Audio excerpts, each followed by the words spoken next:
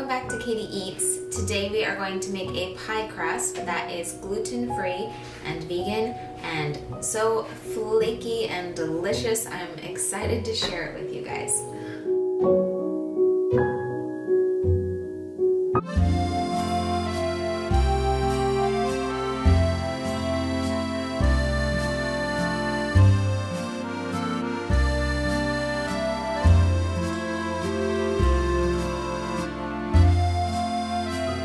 This recipe is also extremely easy to make and only requires a couple of ingredients.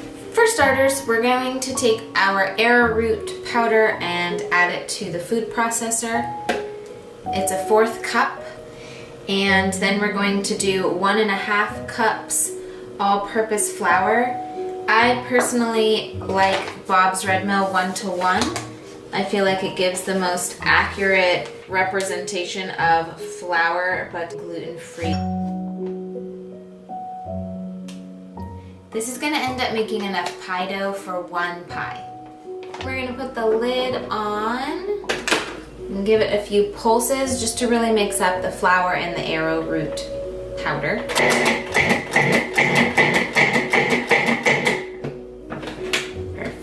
And next we're going to add a 1/2 cup of chilled vegan butter.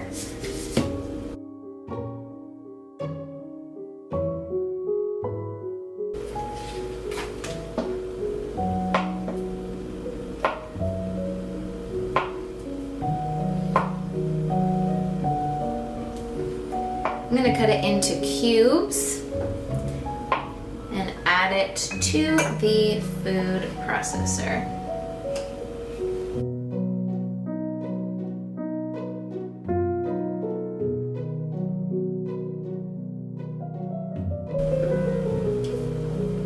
Ta-da!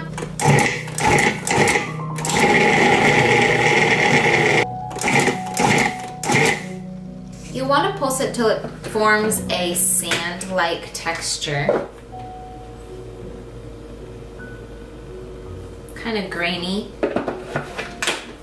Put the lid back on and now we're going to start adding our chilled water. It's very important that the water is ice cold.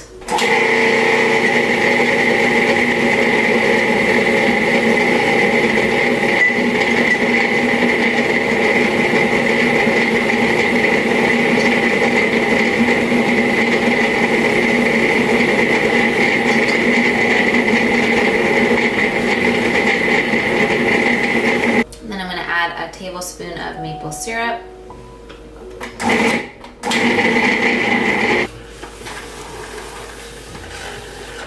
It's really important to chill your pie dough before making it into a pie. So we're going to remove the pie dough from the food processor, wrap it up in this plastic wrap, and let it chill in the fridge for about 30 minutes.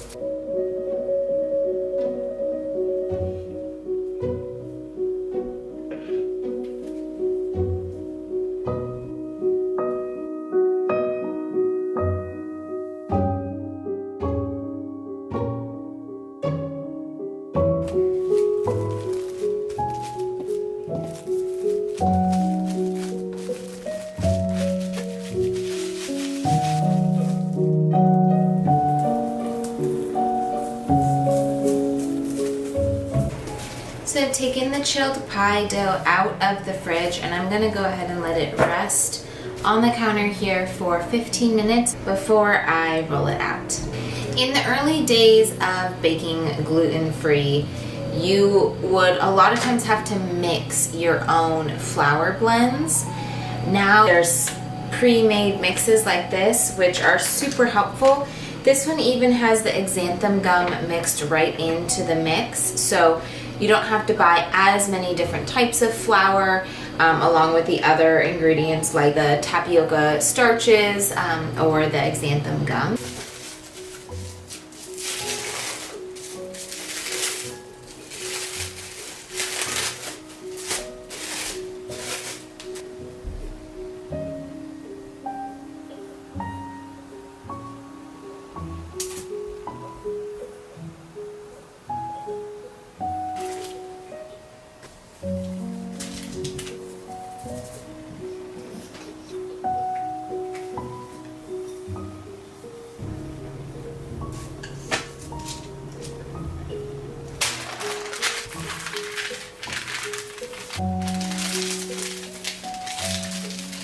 It's good to make sure you put enough flour between the pie crust and the paper so that it doesn't stick. So if you wanted to do a full-sized pie with crust on the bottom and the top, you would actually need to double this recipe. But since it's just my husband and I at home, I'm actually going to be making a much smaller apple pie. So as long as my pie crust fits this, and then I saved a little bit extra because I'm going to do a lattice crust on the top. But for reference, for a regular sized pie, for a top and bottom, you would need to double this recipe. And use the parchment paper to help you get it into your pie pan.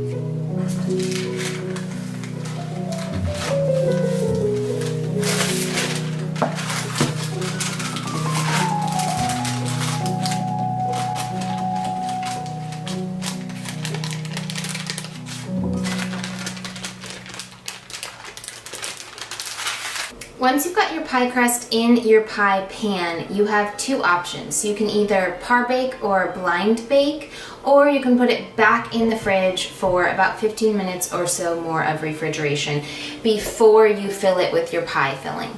It honestly just depends on what your recipe recommends. If it does recommend to par bake or blind bake, this is usually because whatever your pie filling is might not need to cook for very long, and so your pie crust itself won't have time to fully cook and get crispy and flaky. So you would bake it for a couple minutes beforehand, fill your pie, and then put it back in the oven to bake again. If your recipe does recommend that, you can put your crust in, give it a few pokes with a fork to let it ventilate any air. Another great option is to give it a few pokes, lay down some parchment paper, and then fill the bottom of the crust with just dried beans. It adds a little bit of weight and helps the pie crust from puffing up and turning more into a cake looking bottom versus a flat pie crust looking bottom. Once you've used beans to bake with, you can keep them in a separate container and reuse them several times. You don't have to use them once and throw them away, but I wouldn't necessarily use them to eat once you've used them for baking. I just usually put them in some kind of Ziploc bag and label "do not eat, use for baking."